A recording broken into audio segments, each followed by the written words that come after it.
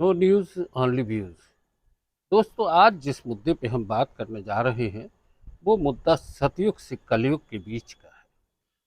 सतयुग की घटना है, पौराणिक कथा है कि हिरण्यकश्यप नाम का राजा था। वो भगवान विष्णु का विरोधी था, क्योंकि उसको ब्रह्मा से वरदान मिल चुका था कि उसे ना तो धरती पे, ना पाताल में, ना आकाश में, न जल में, न देहरी पे, न मकान में, ना किसी भी शस्त्र से, अस्त्र से उसकी मृत्यु नहीं हुई। अमर हो चुका था और उसे अहंकार हो गया था कि वह भगवान के बराबर हो गया और वह विष्णु भगवान का विरोधी हो गया। जैसी कि पौराणिक कथाएं हैं उसमें ये वर्णन आता है। हिरण्यकश्यप का एक भाई था, हिरण्याक्ष। उसका वध भगवान विष्णु ने वाराह अवतार लेकर किया था। और हिरण्यकश्यप की बहन थी होलिका, जिसे कि वरदान था कि उसे अग्नि नहीं जला सकती। और बस इसी तरीके से उसने अपने अत्याचार शुरू किए।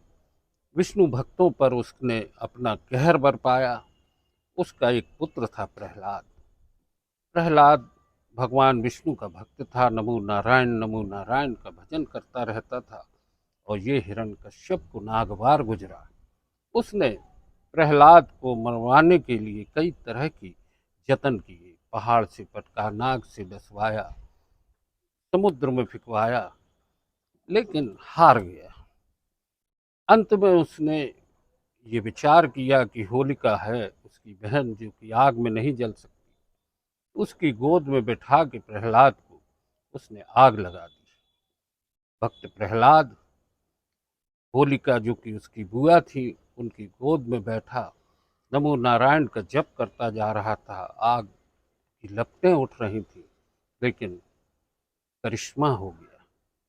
होलिका जल गई और भक्त प्रहलाद बच गए।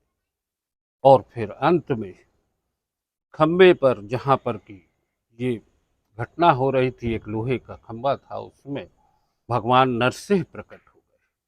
उन्होंने अपने जंघा पर हिरण्यकश्यप को लिटाकर उसका पेट अपने नाखून से फाड़ दिया। इस तरीके से ये पौराणिक कथा है कि होलिका जल गई थी। और तब से ये प्रतीक के तौर पर ये त्योहार होलिका का मनाया जाता रहा। सतयुग, द्वापर, त्रेता, ये सारे युग बीत चुके। सतयुग के बाद त्रेता आया, फिर द्वापर आया और अब कलयुग है।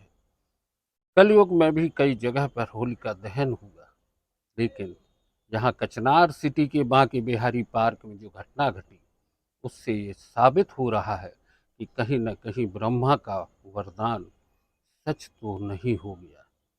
होलिका बच गई। प्रहलाद को लोगों ने निकाल लिया आग की लपटों से, लेकिन होलिका ज्यों की त्यों खड़ी है।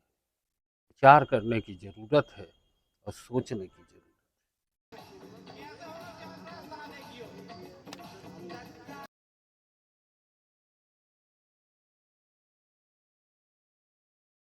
दोस्तों, होलिका बच गई।